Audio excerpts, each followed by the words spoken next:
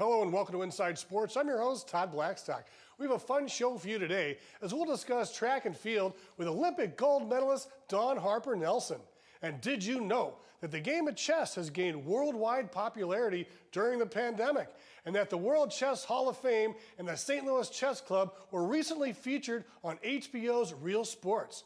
And Shannon Bailey and Tony Rich will join us to discuss the exciting notoriety and positive exposure St. Louis is receiving. So stay with us for this and much more coming up next on Inside Sports.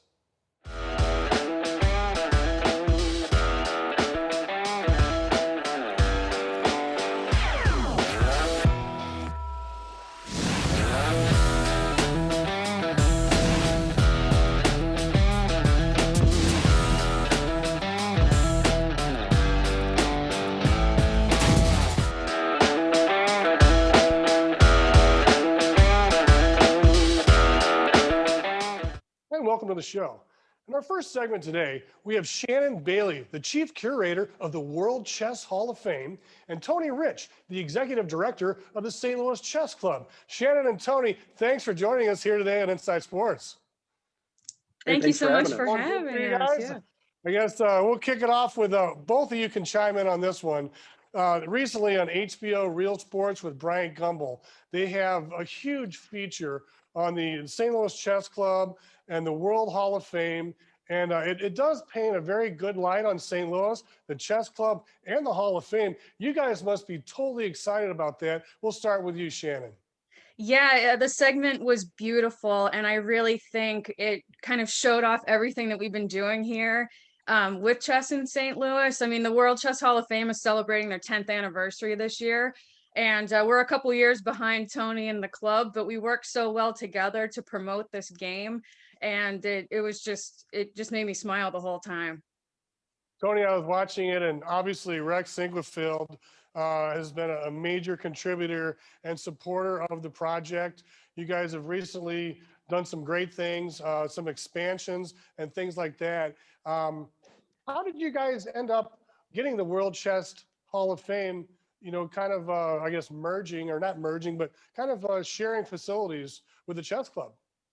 You know, we were really lucky, actually. The World Chess Hall of Fame has existed in a couple of different iterations in New York and in Florida, but it never really was given the resources to be successful. You know, whenever the folks down in Florida contacted us and said that they were looking for a new home for the World Chess Hall of Fame, we thought that St. Louis made a lot of sense. You know, the history of chess in St. Louis dates all the way back to 1886, when we played host to the very first World Chess Championship. Great players like Paul Morphy have been through St. Louis and played lots of chess here. And we thought, you know, with our recent renaissance of chess in the United States and specifically in St. Louis, it just made a lot of sense to move the Hall of Fame up here. So like Shannon mentioned, about 10 years ago, the Hall of Fame and all of its artifacts and curated materials came to St. Louis. In the meantime, Shannon and all of the folks over there have done an amazing job of really increasing that collection. They've got chess sets from presidents that have been on display, chess and comic books for the kids. They even had like this little chess castle. It was called Kings, Queens, and Castles that kids could come play on and, you know, get a green screen shot of them in their superhero outfits. It was really wonderful. So having the Hall of Fame here in St. Louis, I like to say the club teaches you how to play chess, and the Hall of Fame teaches you why you play chess. So Shannon, why do you play chess? Chess is fun. That's one thing that we always want to tell everybody, and anybody can play, and you can pick up the game at any point in your life. So it's not really an age group where you need to start at? No, I mean, we're doing this great show right now about chess prodigies, and we do point out that there's some kids that is like their brains are just wired to play the game. And kids are like sponges. It's like learning a foreign language. Like, it's going to be easier for them to do so. I mean, my daughter is, she just turned 9 actually yesterday, and she has taken advantage of the free chess lessons that are offered through the chess club for all students in the St. Louis public schools. And she picked it up immediately, and she knows what she's doing from those free lessons. But it's so beneficial. It helps with your memory, your cognitive development, and it's just a fun thing to do with your family. Everybody that comes into the Chess Hall of Fame has some kind of chess story, whether they're a great player or they tell these beautiful stories about, playing with their grandfather or beating their parent for the first time. It's a great story. It's great history. It's a great game. Tony, what is it about chess do you think that, expands your mind? It makes you think. She's mentioned, I think, cognitive abilities increase. Is it because of the concentration, or what's your take on why it's so good for your mind? It's like hiding your vegetables in your ice cream. So the whole idea here is that you're stretching yourself, right? You're not just trying to make moves across the board. You're trying to visualize them first. So that first step of visualizing and seeing where the pieces might go. It's also that anticipating what your opponent's going to do. If I've got my plans and I know how I'm going to attack during this game, but if all of a sudden Shannon has a bolt out of the blue, I need to be able to anticipate that. So really what you're doing is you're training your brain how to think, how to plan ahead, how to anticipate actions, and have a follow-up plan in mind that goes along with that. So really what the game of chess is doing is the same thing that we learn through math and science and reading and history and all of these other subjects. It's like a muscle. The more we work it, the bigger it gets, the better it performs. Fantastic. And, Shannon, you must be excited about the exposure, not from the HBO. I guess it was a second appearance on that, but there's now a new generation of kids that are playing chess, and they didn't even really know it existed. But now with the pandemic, if you want to take a positive from the pandemic, it's that they've gone online and found a game like chess, and they might have even changed the rules a little bit, or maybe not the rules, but maybe some of the I don't know, how do you say it, the word that comes out is kind of like traditions, like they cheer now when they're going online. If they get a checkmate, they yell and scream. And in a normal chess match, with Boris and Mr. Fisher, nobody would be cheering. They would be very serious and stoic. But now the kids are kind of making it maybe a little more fun. What do you think? Well, I think that, there's just, tragic things that came out of, the last year, but chess exploded. And so I think, what's interesting, you're asking about benefits of chess. I think like chess makes you young. I mean, it's a game, like I said, that anybody can play, but there's all these things like Twitch. I didn't know that much about Twitch, and you're learning like all these new languages of how you're going on and playing. And so, you took an ancient game, and it is now like as modern as it could be. And so many people are kind of almost using it as like a therapy method too, to go on and be able to keep playing that game and getting all the benefits of it, but doing it in the safety of your own home. And you can still be playing with everybody in the world at the same time. It's one of the best things about chess, really, if I could just interject. It is there, each person who approaches the game approaches it from a different angle. You maybe have that person who's big into sports and they want to win and they want to beat the competition, and they come play in tournaments and they prep for it the night before, and they make sure they get plenty of sleep and lots of good food to keep them energized throughout the tournament. Then you have some people who enjoy the social aspect of it, meet new people, come up to a chess club. Hey, you want to play a casual game? One of the chess pocket parks around the St. Louis area is a great chance to do that now that the weather's getting nice. And then, of course, there are the people who take the scientific approach to the game of chess, and they look at positions and study them and study openings. So really the great thing about the game is it brings something for everyone, no matter whether you want to play in a tournament or if you just want to meet some new people. Chess is the game for that. I always think of chess and I think of opera, and I think of classical music. I think of art.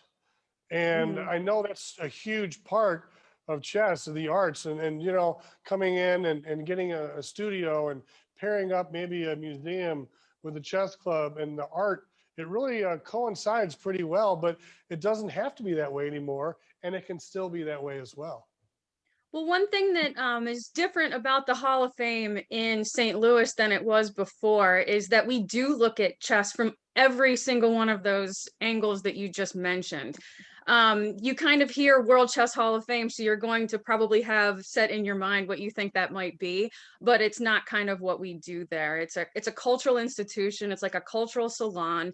We have everything. It's, you know, it's great that you mentioned music, because we have monthly music concerts that we never stopped during the pandemic. We are now streaming them online, and we cannot wait to have everybody back in. We work with the symphony on that, and we feature regional artist, and that gets people in our doors and learning about the game. Our membership has increased, our visitorship has increased because of people coming to events like that. And so you're there in this like great cultural learning institution, but you're having fun. And we look at, you know, chess and art and chess and science, and Tony mentioned comic books, and we've got the kids shows. We've got a Keith Haring show right now, who's a, you know, one of the most famous American artists. He was internationally known, and his foundation created chess sets after his death to help promote just him and some of the research that meant a lot to him. And so we just are constantly bringing people in to kind of learn all the different aspects of the game. And one of the fun things about it is we always hear people say like, well, I never knew chess was related to that. And I never knew. And when I started working there 10 years, 11 years ago, my mom said, she called me, she goes, well, now that you work there, I see chess everywhere. And we get that from everywhere. And the same thing happens. You can't hear a sports game without somebody using a reference about being a pawn in the game, or, you know, just throwing out checkmate, you know, when someone makes a good play. It's in advertising, it's in music, it is literally everywhere. So it's really fun to see that. Now, Tony, I understand that you're like a really excellent chess player. Shannon, you may be too. I just read that about Tony, that he was like, you know, I don't know if he's like a grandmaster or whatever, but you're really good. But what are some of the different avenues of chess? Because you can play one-on-one. Obviously, now we're talking, you can play virtual, but there's other games too. There's like the rapid fires, and there's like, you know, I've seen like the guys from Russia, you know, like playing against 20 different people at one time and just going bup, bup, bup, bup, bup, and just blowing them away. What are some of the different avenues and different chess games? Yeah, that's right. So when it comes down to it, chess is chess. We move the pieces, we checkmate our opponent, we move on to the next game. The way that we kind of mix things up and make it fun and interesting is typically with the time control. So in a traditional standard game of chess, a player might have something like 3 or 4 hours to make all of their moves for a whole game. So that's the chess you were talking about before, that traditional Boris Spassky versus Bobby Fischer, quiet, slow, somber chess.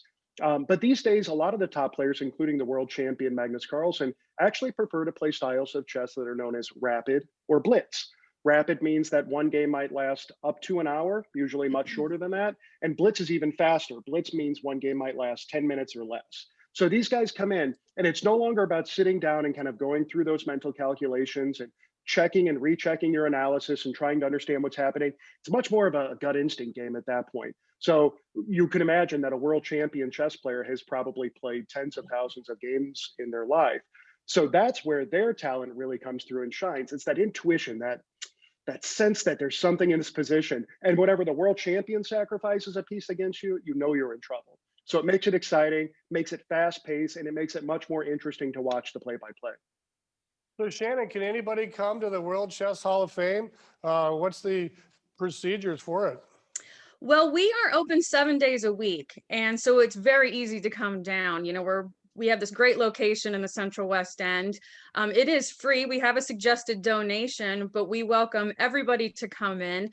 We have been open since the end of June. We were only closed for a few weeks. We've been following strictly all of the regulations and guidelines from the city, and it's a very safe place to come. We take your temperature, we ask you a couple of questions, we have vinyl on the floor to help guide you to stay 6 feet away from everybody.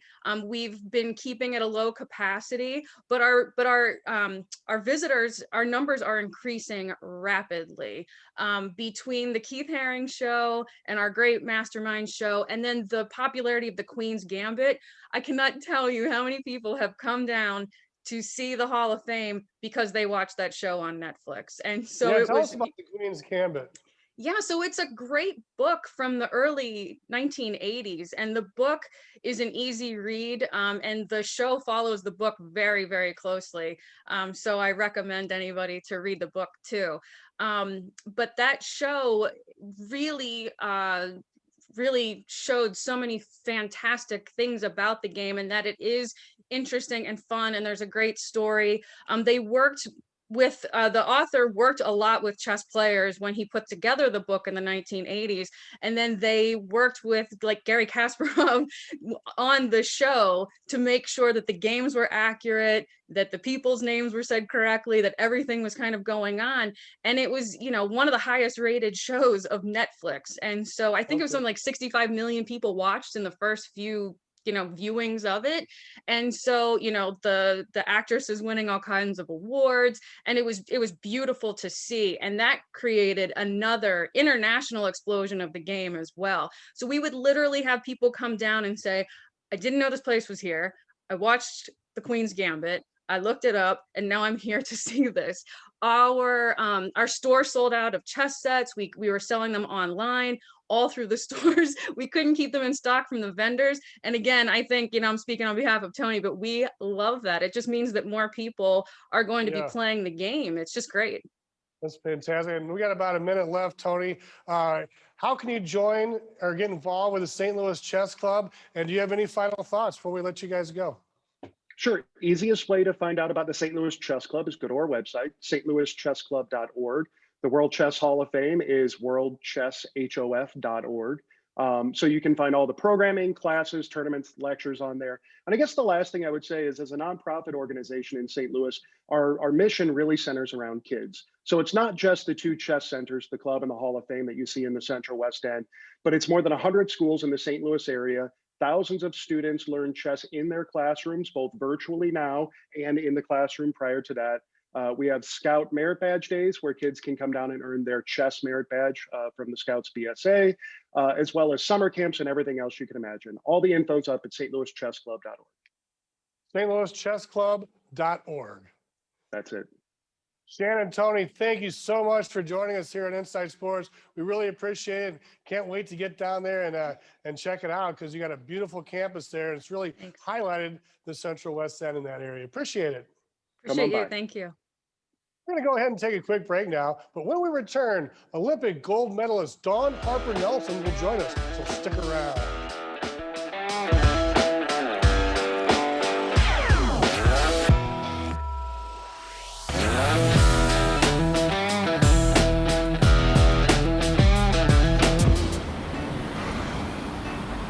Hey, let's check out this park.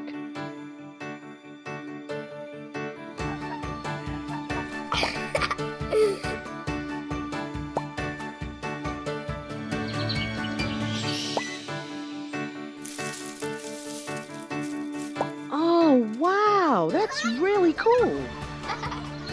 To find a great local park or forest near you, go to discovertheforest.org.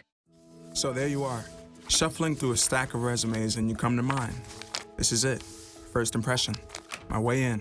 But can my resume show you how I truly stand out? Like that I was studying, going to night school while working 2 jobs just to help my parents pay for groceries. Or being the first one to always step up.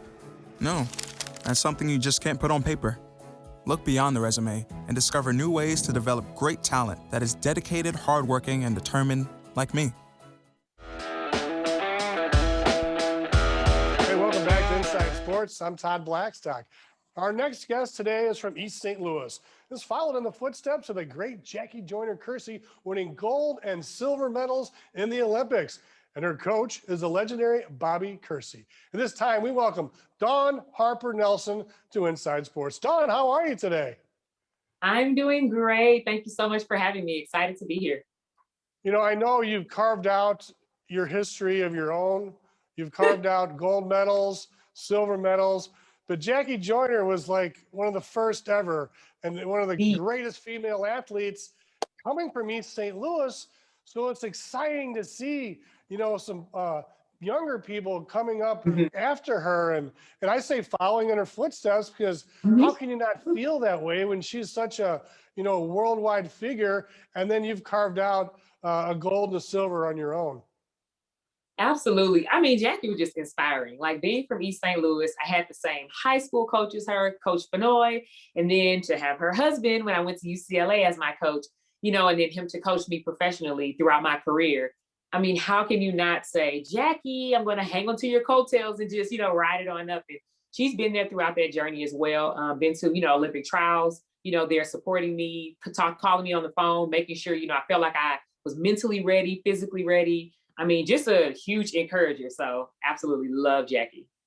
Now you can talk about hanging on her coattails, but you did win gold in Beijing, and then you won silver in London. It must have been probably some of the greatest moments of your life. I was always thinking Bobby Kersee and Jackie, in East St. Louis. I didn't really know he was the UCLA coach. Is that kind of a pipeline? If you want to be with Bobby Kersee, you go to UCLA?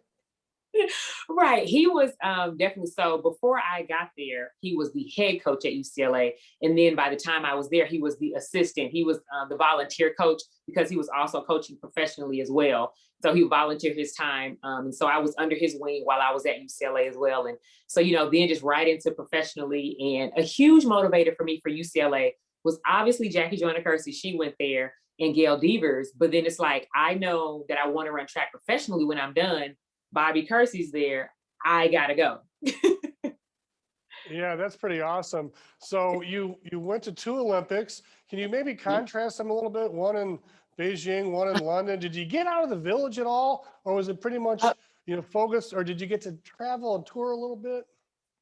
So when I was in Beijing, I always say I was like 2 different people from Beijing to London. I was a baby. I was completely there. Like, oh my goodness, what's going on? It's the Olympics. I can't believe I made it here, right? I literally was looking at my coach like, left foot in front of the right, correct? Just felt like such a baby and so happy to be there. In London, I didn't get to go out much. Beijing, I was in the village. I just pretty much stayed focused. When I got to London, yes, I went to sightsee, and it was easier because they spoke English as well. And so you really felt like, oh, if I get lost, it'd be kind of easy just to go to someone and say, excuse me, but I was 4 years older. And then going into London, Bobby was very clear and like, Dawn, you've been here before. You know exactly what it takes. We put in the work. You're ready to do this. And I had felt that as well. And that was really what our conversation was all going into 2020. And I had 7 family members that came to London. So I had 5 come to Beijing and 7 come to London, and they took the train. I think they went to like Paris. I mean, they went all over. And so my family's gotten to travel, and I just say going along the way, I'm just maturing more and more and just really figuring out what it takes for Dawn to be her best. So this is a tough question. You probably hear it a lot. I think FloJo was one of the fastest sprinters ever. I believe your husband was the only one that could beat you in hurdles. In school, and which is kind of funny. So that leads me into the obvious question about, right now it's a little uncomfortable, but a lot of biological males, they're re-identifying as women now, or females, and they're getting into basketball and track and volleyball, and they're taking some medals away. They're winning events, and they're going for scholarships. Now it's got to be a little uncomfortable for someone that's a woman, because guys, when they're born, are a little bit bigger. They've got more mass. Do you have a theory or thoughts on this and moving forward that would be good for everyone? I do. For me, absolutely. And the thing that can be hard is the fact that this can be controversial, and I just don't feel like it is. I think that everyone should be able to compete in sports. It is something that is just beautiful. You grow, you learn so much about yourself. It's healthy, obviously, but when you are young, and maturing in these school ages, I'm sorry, physically, there is no other way to put it. There's no other way to say it. Boys are stronger and just naturally faster than girls. I mean, an example, like you said, I lined up with my husband, and yes, I beat some boys, but my husband beat me. But I wasn't, if I would went on to other cities and go on, I mean, guys just all out dominate girls. When you look at the sprints, when you look at the distance, 9 times out of 10, all of the boys are faster than the girls, and then you think about how they've developed over these years, just naturally, the testosterone that forms in them, just females just don't have that. And, it's really heartbreaking to see some of these girls. I've seen some stories where they're just like, I was running well, and now, they feel just discouraged to know that they don't feel like they'll have that chance to kind of shine, if you will. And then, like you said, scholarships have been, positions have been kind of taken. And it's just hard because you don't want the genders that have changed to feel like they don't have the right to compete. You do. But I just feel like for them to switch over to the other sport, for males to come and now compete with females, because now that's how they identify.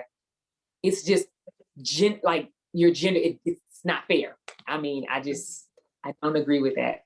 Yeah, it seems like, if a woman can compete in a men's sport, they're smaller and they really made it up there. It seems okay that way. Should there maybe be a third category? Should there be a different a different category so those individuals can compete against themselves? And that's exactly what I was going to say, because when I said I believe that everyone has the right to compete, I absolutely feel like there should be another category. So that all of this is off the table, and then it's just fair, and it's back to you line up and it's just free. Just you express yourself in your sport and you just see what you're made of, and you just cross the line, or you're dunking the ball, you're dribbling the ball, you're spiking the ball, and you're just doing it, just being happy, and I just think that that really is how it should be. So possibly 3 different categories. And that would kind of cover it all for everyone. You've done some research and done a lot of work with the Diabetes Foundation. I believe in 2012, you were named the American spokesman for Diabetes Association. Yes. And you're also named the ambassador of United Way of Greater St. Louis. Can you tell us about that? We got a couple minutes left. Absolutely. So, when it comes to diabetes, unfortunately in my family, there are a number of my family members that, my elders that have it.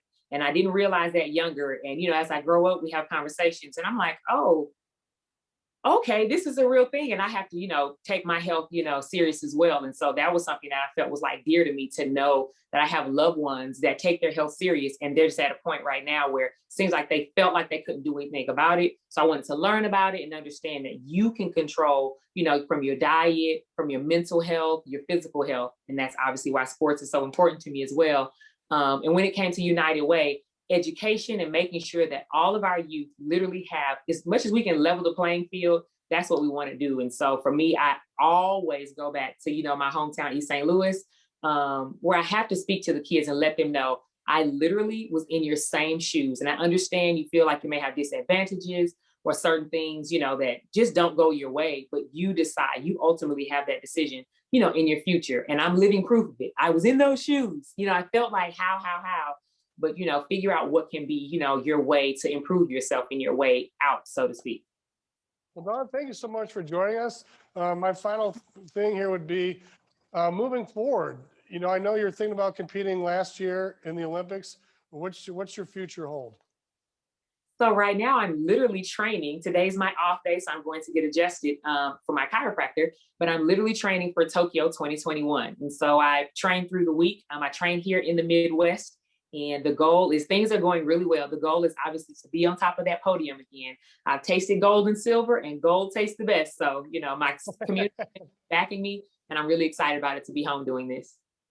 Well, Dawn, thank you so much for taking time out to join us on Inside Sports. We really appreciate it, and congratulations and good luck. We're all behind you for the 2020 Olympics. Thank you so much. It means a lot. All right, appreciate that. All right, what a great story. Well, that's our show for today, folks. We'd like to thank the St. Louis Chess Club, the World Chess Hall of Fame, and to Dawn Harper-Nelson for making this show possible. I'm Todd Blackstock. Thanks for watching Inside Sports on STL TV. Experience St. Louis.